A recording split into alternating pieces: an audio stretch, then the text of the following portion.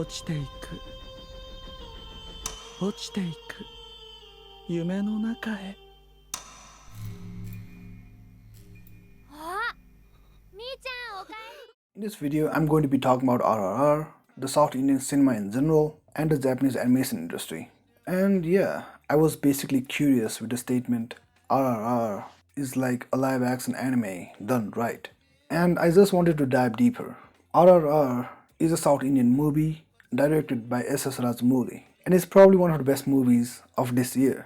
I'm not gonna give you guys a review because a lot of other channels have probably made better videos about the movie. It's an action-packed movie that just gets the essence of cinema right, and it's just straight up hype. I highly recommend you check out the movie. It's funny because I'm about to talk about South Indian cinema using RRR as bait, but if you've seen RRR, you probably know more about the South Indian cinema scene a decent amount by now. But first, I have to confess something. I didn't see RRR in the cinema. That's right. I'm sorry. You may proceed to dislike this video and leave hate comments. I'm like actually sad I didn't get to watch this movie in a cinema hall cause man, from the clips I've seen, it was an experience. Indian cinema, or Bollywood as people know it by, is quite popular, and people just assume all the movies from India are Bollywood movies. But that's not true. Most Bollywood movies come from Mumbai, which is like the hub for all movie suits. And there have been a lot of great movies from Bollywood. Three Idiots is a personal favorite of mine. But from my research, it seems that whole Bollywood industry is in a downward spiral. There are no original movies and it's just all remakes and biopics, which is, I guess, also the trend in Hollywood, but the difference is that even the big budget movies with all the famous stars and promotion also do bad in the box office. The Indian audience has just gotten bored with the Bollywood formula, and even big name stars can't capture an audience. Actually, some of the movies that have become commercial successes are from the South Indian cinema. And in the South, there are apparently a lot of woods, like Kollywood for Tamil movies, Tollywood for Telugu movies, and you get it. There are a lot of regions that speak a lot of different languages, and they all need wood. All the regions have banger movies in their belt, and I'm just gonna call it South Indian cinema for my sake. RRR is a Telugu movie, by the way, and South Indian cinema has come a long way. You probably have seen clips or somebody reacting to movie clips.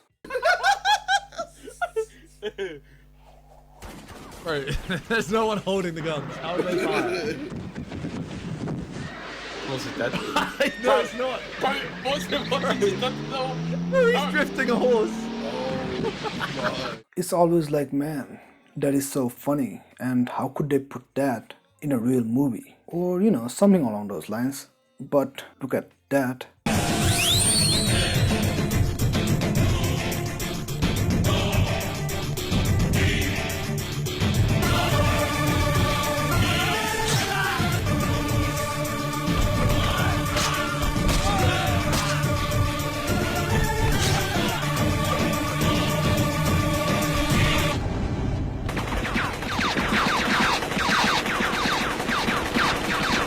And now how about this?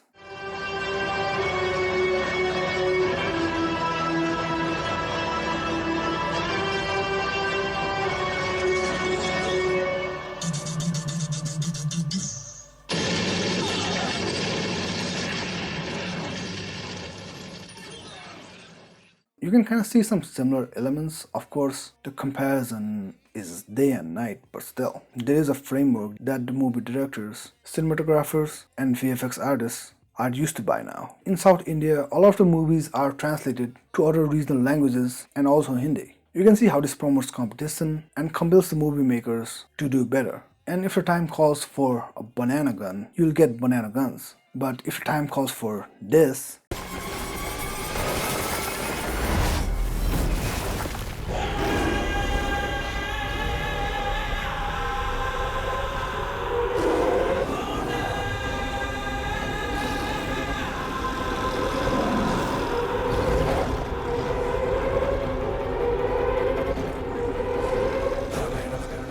you get just that. What I'm trying to say is even the bad stunts, the bad VFX, the bad storyline, and the bananas all laid the groundworks for movies like RRR and Bahubali. The movie makers, instead of being entitled and blaming their audience, instead try to improve.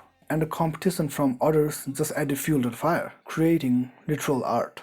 What the movie makers of South India have achieved is uniquely theirs, and it's amazing what they have been able to achieve. So you can see why calling RRR live action anime done right could be offensive to some. Like you work your ass off to make a name for yourself, but you just get compared to what's already out there. And yeah, of course, that is how it works and will continue to work. I also agree South Indian movies really bring it with the action and really do feel like anime sometimes. But then again, would you call a show like Demon Slayer a cartoon South Indian movie? Calling it that would probably end my YouTube career. And I also wanted to discuss how Japanese animation also kind of had a similar journey to South Indian cinema. There are also clips of bad animation or bad VFX, and competition locally and internationally has kind of driven Japan to the top of animation. I chose an anime like Demon Slayer because in my opinion, it's really one of the best animes of all time. And Mugen Train, oh my god dude, I wish I could forget it so I could rewatch it to experience the roller coaster of emotions I had the first time watching it, even though I'm a Dragon Ball Z fan. The Broly movie was good, but maybe it was my nostalgia kicking in, and the latest one was mid, to be honest. I also recently watched the One Piece movie. It was interesting. It reminded me of a Bollywood movie with all the songs in the middle. And Demon Slayer just got so many things right, from using a mix of VFX and hand-drawn elements, the camera work, the music, all of it just works, and that's why I chose it. Similar to South Indian cinema, all the bad animations and choices, all of it inspire and work towards making a better anime. Still, it's funny to think that the Berserk animation led to Demon Slayer. And yeah, the work and dedication the people in their respective industries have put is truly inspiring, and just shows how important it is to learn from our mistakes and improve ourselves, instead of, I guess, staying in our bubble. On that note, I kind of want to see both South Indian cinema and Japanese animation collab. Japan clearly needs help with their live action adaptations, and India needs help with animation from what I know. Moto Patlu is the greatest thing that has ever happened. Now, let me explain Moto Patlu for you if you're not familiar with Moto Patlu. Alright, Moto is basically this slightly overweight man. He's obsessed with eating samocha. It's the Szechuan sauce of the animation world, okay? The samocha is the greatest thing of all time. Moto just can't have enough of the samocha.